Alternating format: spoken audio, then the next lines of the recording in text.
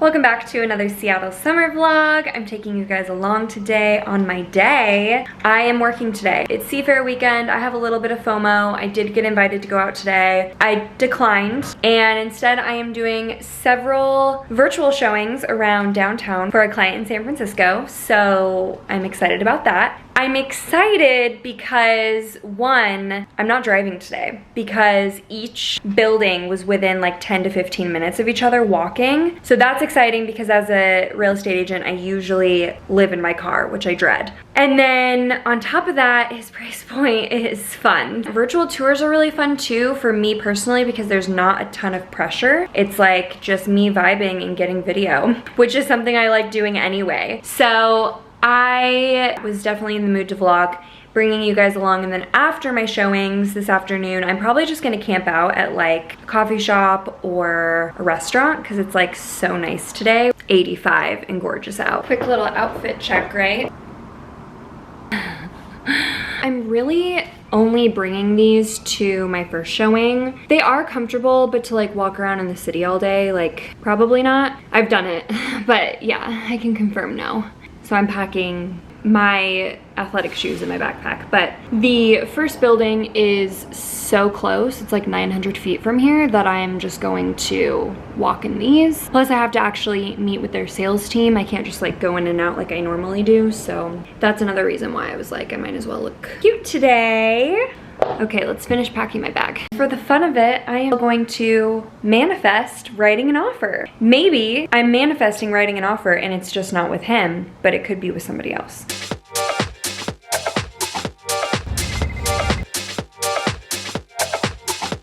I'm concluding my first round of tours here at the Emerald. It's one of my favorite buildings here in the city, and it's time to change shoes.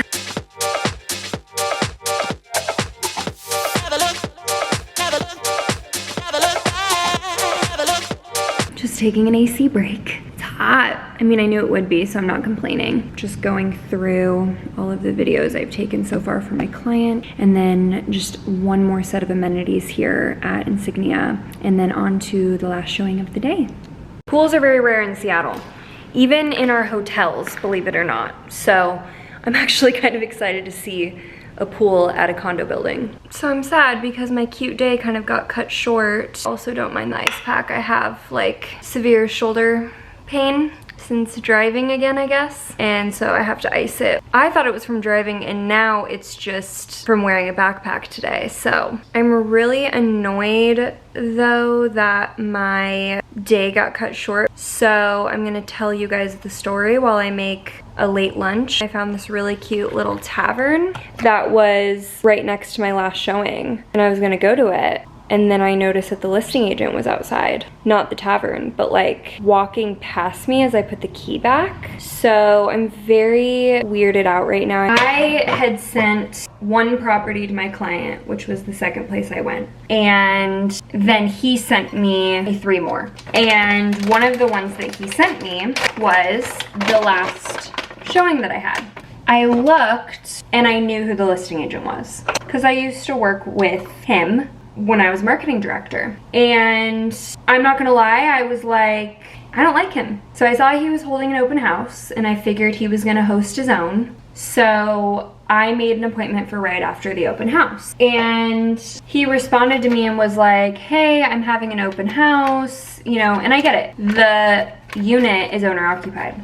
So I like totally understood, you know what I mean? Like he's just checking in to be like, I need you to reach out to my seller, which I find so weird. Maybe because I've never quite been on the listing side yet. I feel like you would just liaise between your client and another broker, but whatever. So he says like, I need you to reach out to my client, and I'm like, yeah, no problem. So I do, and he just says, the client's like, yeah, just let me know when you leave. And I was like, yeah, perfect. So that was my whole plan. And then I let the agent know like, hey, I spoke to your seller. Great, thank you so much. So I'm like thinking everything's good. I get there like 10 minutes early or maybe 15 minutes early today, and I notice that he's outside, like all of his open house signs are out, and he's like probably just downstairs to make it easier so he's not like, I don't know. It's also weird to like sit in somebody's house. So he's downstairs. Knowing him, he's probably the type of person that will like leave as soon as his open house is over, which was at 2. So I leave, like I start sending my client videos, and then head up probably around 2:05. My appointment's at 2:15. So I get up there at like 2:10, and he's still, like, all of his signs are out still. And I was like, that's annoying. So then I held back. And then when it got to be like 2:15, I was like, okay, I have to get up on the avenue. I get on the avenue and I see him across the street, basically looking at the building that his listing is in. I was at first like, oh, maybe he's like grabbing all of his open house signs. But no, he was just like standing there kind of like pacing and like looking in the direction of the building. So I was technically behind him. And I was like, this is so weird. And again, like, I know this guy, and like he is kind of a weirdo. And not like a creepy guy. He's just, I don't know how to describe him. He's not creepy though, I just want to make that clear. And so I'm like, well, at 2:16, like, I gotta go over there because these people are staying out of their house longer for me. Now looking back, I'm like, I just wish I would have done this on a different day. After having like the interactions with him online, I did not think that this was gonna be like a weird scenario to be in. So I get the key, it's not working. I realize I have to go through a different door. When I'm up there, he like calls me, the listing agent, and then like hangs up. I was just so paranoid at this point, like just felt weird, felt like somebody was behind me the whole time. Like, I don't know, I couldn't get the actual front door open, so the building door was a little weird, but I figured it out. Then I go up to the unit and I'm like struggling with the front door because there's two like heavy deadbolt locks, and I'm like, this is just so uncomfortable. Like, I feel like I'm on camera, I feel like someone's behind me. Like, I don't really know how else to describe it other than like it was weird.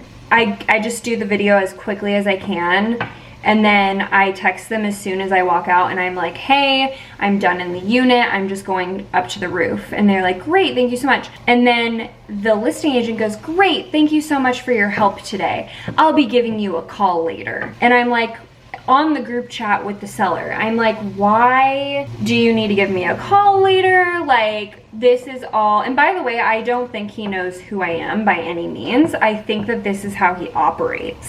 So I think he was maybe weirded out by the fact that I wasn't able to come to the open house, but I was able to come 15 minutes after the open house. I already like waited around to do this showing, so that's why I didn't push it anymore. Otherwise, like, I mean, I'm now thinking about all the things I just should have done in this situation, not knowing that he was going to be so strange. So I think he thought it was weird and didn't let on prior that he thought it was weird. So I check out the rooftop. I come down. The rooftop was creepy too because you're not just like all the way up there. You have to like go to penthouse floor and then walk up another flight of stairs, and you're in like a stairwell. So it's just like creepy vibes all around, you know? And so I'm like, okay, I'm finally out of there. And what I do at the end of all of my virtual showings is I'm like basically sending you a recap video being like, hey, this is what I think about it. This is what the neighborhood is like.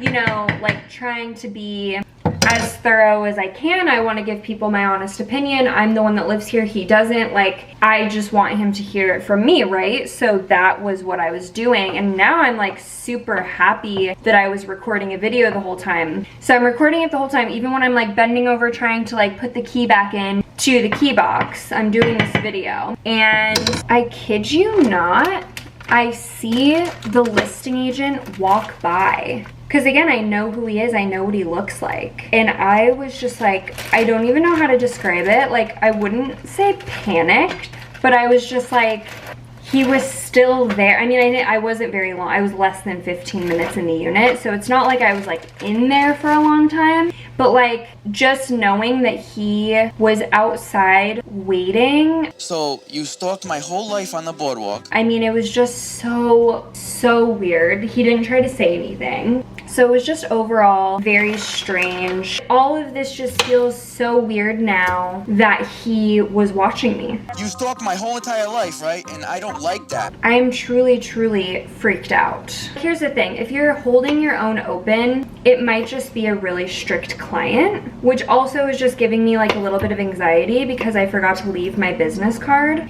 So, I mean, yeah, all that to say, I'm not letting it ruin my day. I'm just bummed, like, that little tavern I found, it's new, by the way, so I'm gonna maybe check it out before I go. It has fried pickles. I love fried pickles. So it's like this whole, not the whole time, but like I was very much looking forward to fried pickles and just, you know, doing something that I don't typically do, which is work out of a restaurant or a cafe or whatever. I don't know. Super, super weird. Not into it. I'm just feeling weird about a lot of things right now.